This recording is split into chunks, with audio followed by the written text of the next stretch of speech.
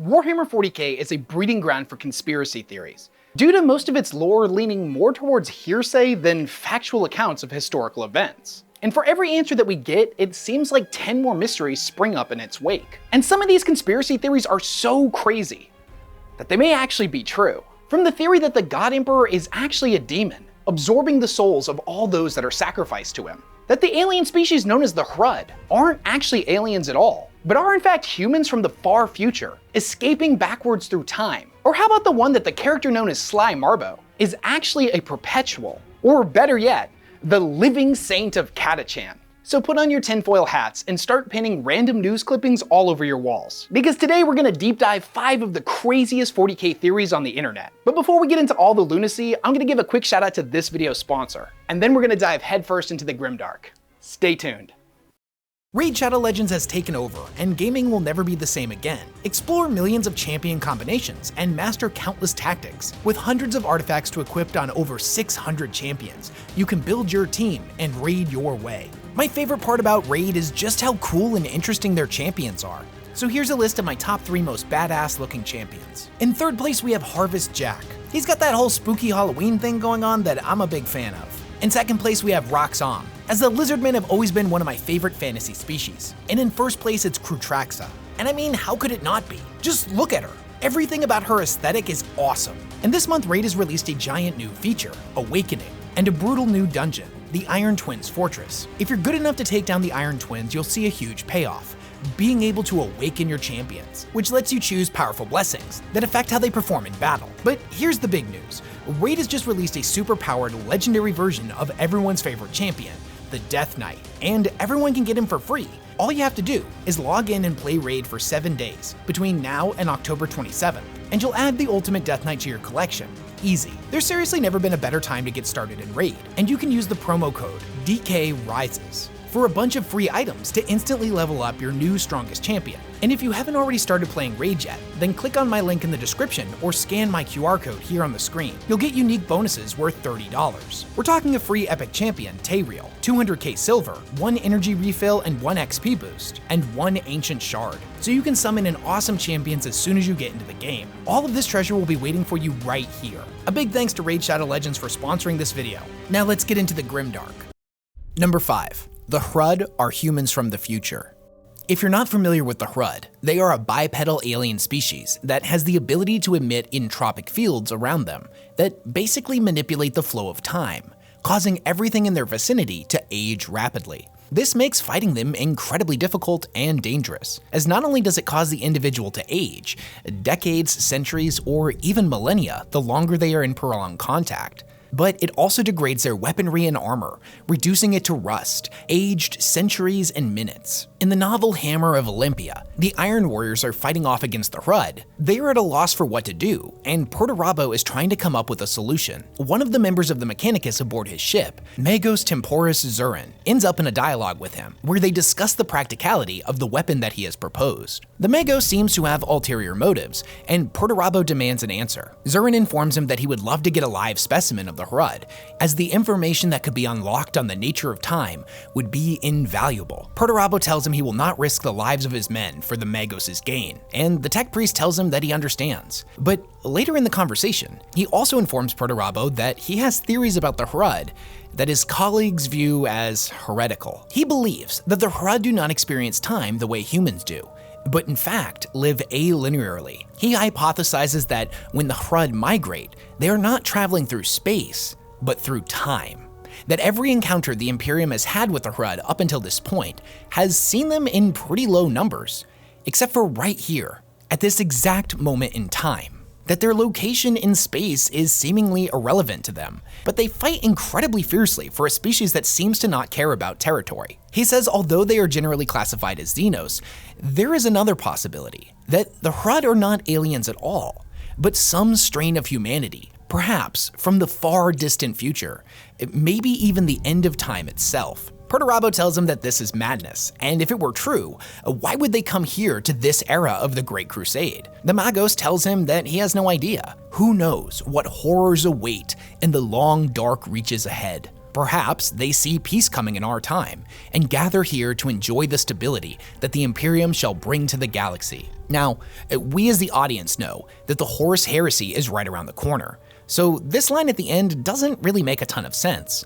But perhaps, whatever events are to come in the year 50k, 100k, 500k, or even at the end of time, compared to the horrible fate that inevitably will befall the galaxy, the years leading up to the Horus Heresy were seen as far safer. You may remember in my recent lore battle against Major Kill that the final question Voldemort hit us with was about a member of the Hrud's pantheon, the deity known as Ka. He revealed to us that Ka was rumored to be the last remaining Old One, and that he had played a role in humanity's development. Now, if Ka really was an Old One, and he really did create humanity, but also created the Hrud, the reason he is credited with creating both is because one eventually became the other. Ka and the Hrud's origins are detailed in an account by a human slave of the Hrud that had been captured after they vanished and left him behind. Apparently, he had been in the Hrud's possession for almost his entire life, since the age of 6, and his account has nothing but seeming admiration for them, talking about how the Hrud have very close familial bonds and honor their ancestors. But the account here is being written by an interrogator,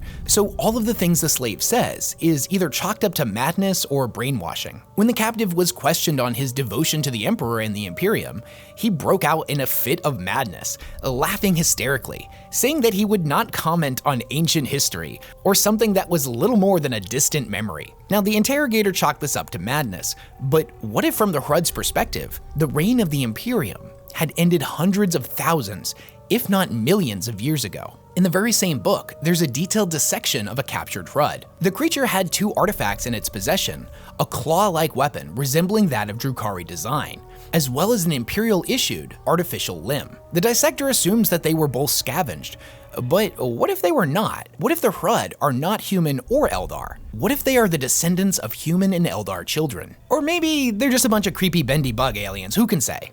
Number 4, the Emperor is a demon. In order for this theory to make sense, we also have to accept another theory with which to build off of. The first theory states that everything that has ever happened within the Imperium was 100% according to the Emperor's plan. I go over this in great detail in another one of my conspiracy videos about whether or not the Emperor always wanted to be a god. So check that out after watching this video. But this theory kicks it up a notch and adds another critical detail that changes the implications of everything. That the souls being sacrificed to the Golden Throne are not to keep it from failing. That these men and women whose lives are being thrown away are not keeping the Astronomicon lit, but in reality are being fed to the Emperor, who has deceived humanity and is in fact a renegade demon. Their psychic essence and everything they ever were being absorbed by him and joining his growing psychic presence in the warp. The theory makes the Emperor out to be something like a gluttonous parasite. It states that the Golden Throne's primary purpose is to exist as a repository of psychic power that will then be funneled into the Emperor, all by his design. The throne itself is in fact a god machine, a system designed to create a god by combining the psychic energy of countless psykers into a single entity, bearing a striking resemblance to how it is rumored the Emperor was originally created, where the shaman of ancient Earth all sacrificed themselves and fused their psychic energy into a single being. The Horus Heresy, the Unification Wars, the Great Crusade, every single thing that happened was all planned out to lead the Emperor right here, to the Golden Throne. His Imperium exists solely to make him even more powerful. All of the psykers being rounded up and sacrificed to him have given him 10,000 years to swell in power to inconceivable levels, quite possibly putting him on the same level as the Chaos Gods, and if allowed to continue, will cause him to eventually surpass them. Now, past obtaining godhood, we don't really know what the Emperor's ultimate goal is, whether it be to lead humanity safely into the future, to destroy all of reality, or to rule over not only the galaxy, but everything that has ever existed. When I've seen this theory discussed online, proponents of it will often claim that the Emperor is a demon of order who seeks to elevate himself to the level of a chaos god of order. But an even more interesting hot take on this is that he's secretly the 5th chaos god Malice in disguise. And even though Malice's canonity has been in question for multiple decades, the fact that his ultimate goal is to overthrow the other gods would make this theory make at least a little bit of sense. Number 3, Sly Marbo is actually a Perpetual. If you're not familiar with him, Sly Marbo is one of the most badass characters in all of 40k.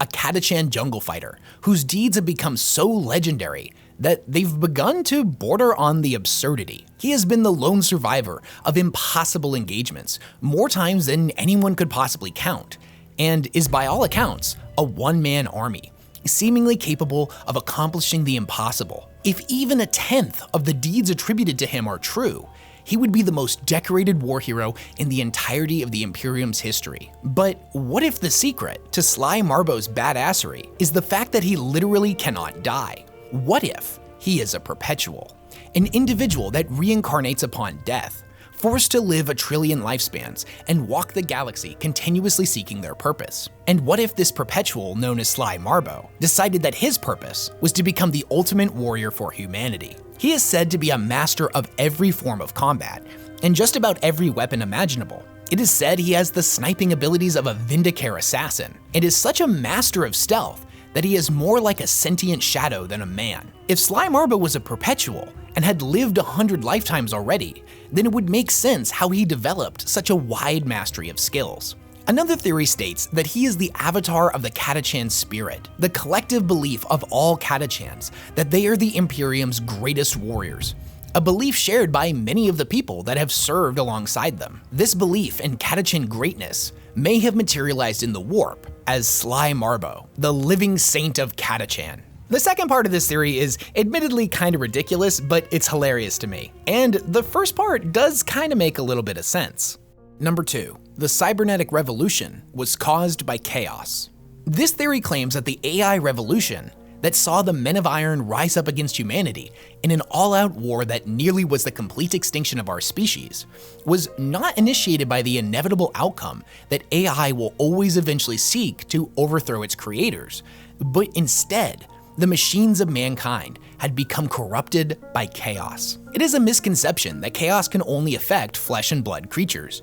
And given enough time, chaos can work its influence into pretty much anything. One can look no further than the planets trapped within the Eye of Terror for a glaring example of this, where the inorganic material of a planet has mutated beyond our understanding and now fully resembles what we imagine a demonic world would look like. Machines are equally susceptible to corruption like this, whether that be through their intentional creation like with the Daemon engines, which are created by binding a demon into the core of a machine, through demonic scrap code corrupting machines and spreading like a demonic virus, or even in the instance of the Castigator Titan, an AI with an ocean of knowledge that over thousands of years ended up developing sentience, and whose logical path made it make the Dark Mechanicus turn to worshipping it, and then hid the world it was sealed upon within the Eye of Terror, where eventually the AI would elevate into a full-blown demon. We're gonna have to do a deep dive video on this thing because the Castigator Titan is one of the craziest and coolest things in all of 40k, but if you want to check it out for yourself, it comes from the second book of the Grey Knight trilogy, Dark Adeptus. But getting back on track, there's a lot of different ways that this theory could work. It is known that the humans of the Dark Age of technology were well aware of the warp, and would have studied it extensively, as warp travel was developed in the 18th millennia, the early days of the Dark Age of technology. Since this was an era where no limitations were put on technological pursuits, it is possible they may have pursued similar experiments to those of the Dark Mechanicus, that is, with the subjugating of demons and binding them to their machines to be used as an AI. This research was said to be lost, but it is most likely some of the Hereticus Arcana that was sealed in the vaults beneath Mars and forbidden to be studied. The Dark Mechanicus learned these blasphemous technological practices from somewhere, and I believe they originated in the Dark Age of technology. If the humans of the Dark Age of technology were experimenting with the binding of demons to machines and delving too deeply into the warp, then they may have ended up bringing about their downfall by introducing chaos to their AIs. There are too many unknowns to give this theory any real credit, but it's fun to think about. Additionally, you could probably come to the same conclusion that it was the exact opposite, and that the Men of Iron ended up rebelling against humanity because humans were susceptible to chaos. And since they couldn't eradicate the source of chaos, the next best thing to do would be to sever its link to the physical universe, i.e., kill all humans.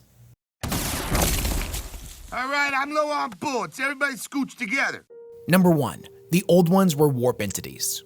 We are told to believe that during the War in Heaven, there was a benevolent species of aliens whose only job was to seed life throughout our galaxy, that they had unlocked the secrets to immortality, and may have even played a role in our own development. That was all until they encountered the Necron-Tyr, and due to their refusal to share their secrets or offer salvation to the dying species, the Necron-Tyr declared war on them, which ended up in a galaxy-spanning war that saw the Necrons and the Catan facing off against the Old Ones and their newly created psychic races, the Eldar and the Orcs. We were told that the end result of this war was that the Old Ones either went extinct or fled our galaxy, having been defeated by the Necrons, and the resulting turmoil created by their psychic races channeling the warp opened the physical universe to the influence of the Immaterium. However, there is a conspiracy theory that states that this is a lie, that the Old Ones were not as benevolent as they claimed to be, that they were not creatures of the physical universe at all, but were in fact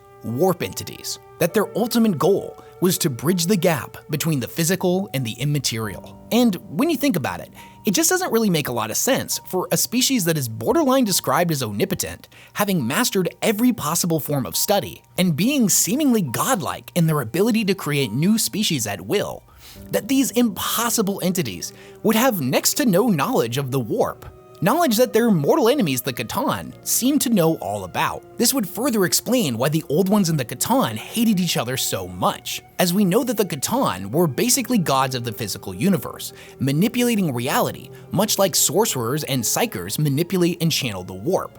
When you remove all of the lesser races from the equation, this would literally have been a battle between avatars of the physical and immaterial universes. It's also pretty damn suspicious that the second the Old Ones disappeared, suddenly a rift in the Immaterium let loose trillions of warp monstrosities known as enslavers, caused by the sudden influx of psychers into the galaxy. Psychers that the Old Ones created. Maybe the enslavers were actually the Old Ones.